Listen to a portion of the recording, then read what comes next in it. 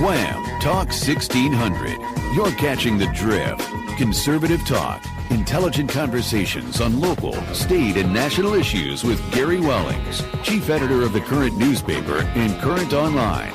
Join in the conversation at 734-822-1600. And now, your host, Gary Wellings. And good Saturday afternoon. Thanks for tuning in to catch our drift. Joining me in studio, Ipsy Ed Bonderenka.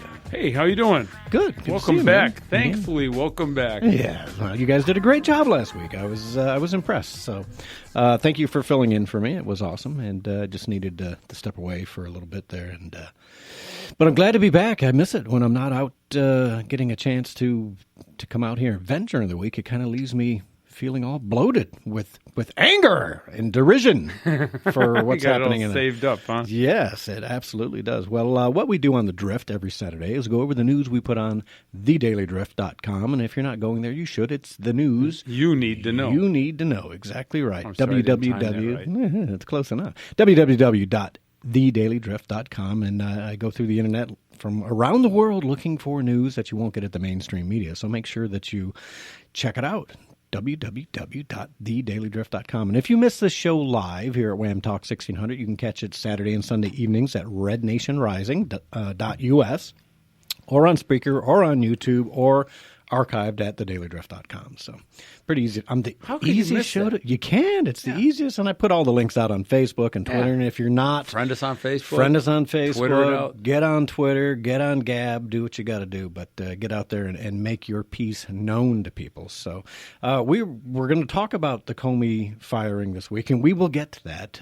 But we do have a guest calling in. He hasn't called in yet. I hope for. Oh, my gosh. Well, yeah. There are some other... Well, let's start with something that I wanted to talk about. And you can go... one of our listeners, PGH Expat, I won't say David's last name because I don't like giving people up, but he sent this to me, and it's from MLive, and it's about Washtenaw County. And Washtenaw County planning to financially assist undocumented immigrants. All right, so people of Washtenaw County, especially you Ann Arborites, here in the People's Republic of Ann Arbor, I know you're all touchy-feely and like to be good about stuff, but... It's just aggravating that our county commissioners feel that it's perfectly okay to take our tax dollars, our money, and stick the finger in the eye of the federal government. It's our money, yes, and the laws of our nation, and say, oh, we're going to give IDs to illegals, we're going to be so inclusive and diverse, blah blah blah. You know what? Follow the law, man. What the heck is wrong with the Washtenaw County Commission? Yeah. You know, follow the law. We have rules, and we are a nation of laws, not a nation of law breakers.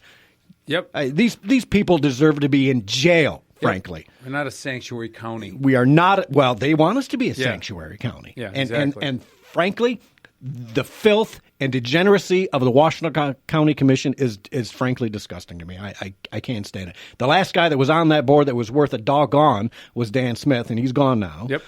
Because the idiot voters in Washtenaw County didn't understand that you needed at least one conservative on that board. And he was the only guy that was there. And Dan was not like a super right-wing guy either. He's a very moderate Republican. And yet he didn't get elected back in. We need an electoral college for the county elections, to keep Ann Arbor from dominating. Yeah, well, that's the thing, Well, and then you get these crazy farmers out there who are Republicans who vote for people like Debbie Stabenow. Yeah. I don't need Debbie Stabenow for anything. So Debbie stabbing her back. Debbie stabbed me in the back now. Yes, that's the way it goes. Well, so I guess we just heard our guest is going to call in at around 1:35, which is perfect. So we can get this, because I'm already fired up, right? Is my blood pressure going, Derek? Can you see the red over here? Yes. You can tell last week I missed my opportunity to get this out of me. It's all stored up. Okay, so they fired Comey this week. And let's just be honest. You Democrats and you media people that are out there crying the blues, saying Trump is wrong, he should be impeached for this kind of nonsense. Number one, it's constitutional, so shut up. We had every right to get rid of it. Barack Obama, had he been doing his job, would have fired Comey before. And why? Because he kind of screwed over Hillary Clinton. Exactly. And he screwed over Trump. Yep. And now he's trying to screw Trump again. Yep. So this scumbag, Comey, is gone now, thank goodness, and refusing right? If you go to thedailydrift.com, refusing to testify when the Senate asked him to come in. Why? Because he probably doesn't want to get his in a ringer. You know what I mean? He doesn't want to. Who wants to face up to all that criticism? You know? Yeah, right. Well, so getting it in the press as it is. But to make matters worse, all right, so this guy is kind of in the pocket, right? And let's be honest, Comey's brother or brother-in-law sits on one of those boards for HSBC Bank, right, which got money and worked with the Clinton Foundation. So it's highly suspect that Mr. Comey's buttering both sides of his bread from the right and the left, doing whatever he has to do. I just look at the guy in his beady little eyes, and I don't trust him. You know what I mean? I just don't. His right-hand man, McCabe. Sorry. Nice segue. Sorry. Beautiful segue. I'm glad you did. So, Derek, let's go to track one. So now the guy that is in charge temporarily is Andrew McCabe, Andy McCabe, right? And we're going to get into Mr. McCabe. Rhymes with Sally Yates. That's right. So let's play this, and let's listen to him talking about, because one of the guys asked him, is the FBI all against Comey? Go ahead and play that, Derek. Heard in the news that claims that Director Comey had lost the confidence of rank-and-file FBI employees. You've been there for 21 years. In your opinion, is it accurate that the rank-and-file no longer supported Director Comey? No, sir. That is not accurate. I can tell you, sir, that I worked very, very closely with Director Comey from the moment he started at the FBI. I was his executive assistant director of national security at that time. I then worked for him running the Washington field office. And, of course, I've served as deputy for the last year.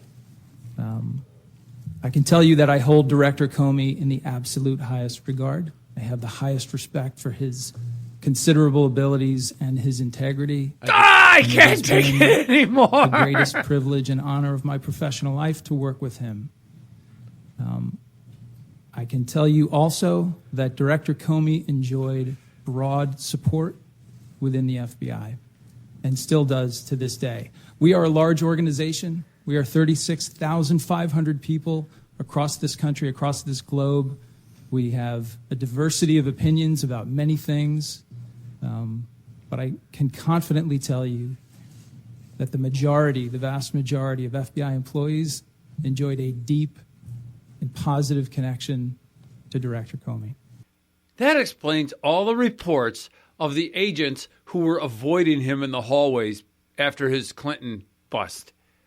I'm not following this whatsoever. All the reports from people who knew people, not just conjecture, but there was this shunning of Comey after what he did with Hillary Clinton back in June or July. Yeah, this blathering sycophant, yes, Mr. McCabe, talking on and I did. It's a good thing we don't have a camera in here because I just did the Anderson Cooper eye roll. You know what I mean? Yeah. Scumbag is all I got to say for this guy because you know what? Mr. McCabe himself, and you go to thedailydrift.com and check this out, is under investigation concerning Hillary Clinton emails. Now, my question to this is this. Why the hell haven't we cleaned house yet? What is a scumbag like that doing that? Send his ass to Alaska, for crying out loud. Why is he here? He should certainly not be the guy temporarily in charge. And this is what drives me crazy about Trump. Stop being so nice to the guy. Get rid of him. Send him to Guam. Yep. They with 36,000 people in the FBI, offices across the globe, send him to Antarctica, for crying out loud. Get that dirtbag out of Washington, D.C., where he can make more trouble, which is what he's doing right now. How do you really feel about this? Oh, my.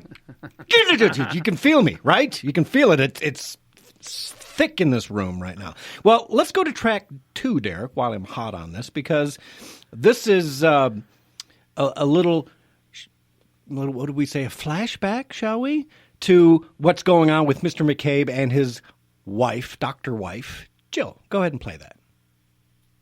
To Democratic presidential candidate Hillary Clinton gave nearly $500,000 to the election campaign of the wife of an FBI official who who later helped oversee the investigation into Clinton's email use.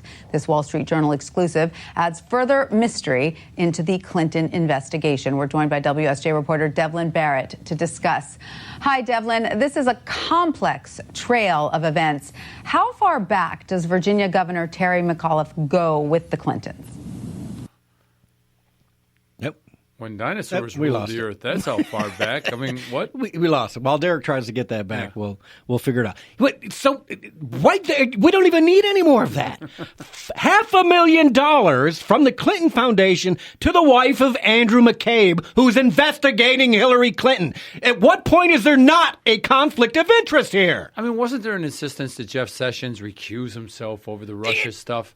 I mean, come on now. Unless you're a Democrat, you don't have to recuse yourself. If that is not a clear-cut case of conflict of interest, what in the hell is? Somebody, please tell me, why is this guy there? Derek, you got it back. All right, let's continue rolling this proof of malfeasance on the part of Andrew McCabe and his wife. Well, he's been a decades-long close ally of them, chief fundraiser for them. He goes back a very long way with them. All right. Can you explain then the history of payments he made to the campaign of Dr. Jill McCabe? Right. So what matters here is that Terry McAuliffe is now the governor of Virginia, and last year he was trying to get a majority in the Virginia State Legislature, the Virginia State Senate. And one of the people he wanted to help him do that was a woman named Dr. Jill McCabe. She's a doctor in Northern Virginia, and he wanted her to challenge a Republican, which she went ahead and agreed to do.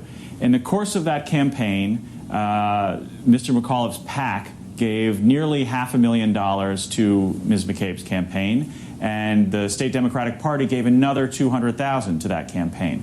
That made up about a third of her entire fundraising just from essentially McAuliffe-controlled entities.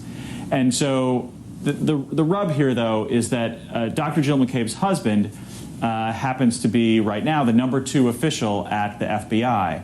And so now number last 1. November, last October, the donations were made to the McCabe campaign by the McAuliffe entities. A few months later, Andy McCabe is put in charge as deputy director of overseeing the Clinton email investigation. Okay. Wait a minute. They only donated a third. That's a fraction. A third is a fraction. That's just a fraction. Half is a fraction. 3/4 is a fraction. 1/3 of his wife's entire campaign war chest came from the Clintons, right? Yep. That's laundered money. It's yes. Laundry is not even the word to touch it, right? Well, if it was laundered, it'd be clean. It boggles my mind because did you hear it on ABC? Did you hear it on NBC? NBC. Yeah, it's crickets. Nothing but. I'm not even sure I heard Fox bring it back up again that McCabe's are guilty of sin of taking in money from the Clintons while they're investigating the Clintons. It doesn't get any dirt. For crying out loud, folks, you're looking at dirt? This is like the mafia.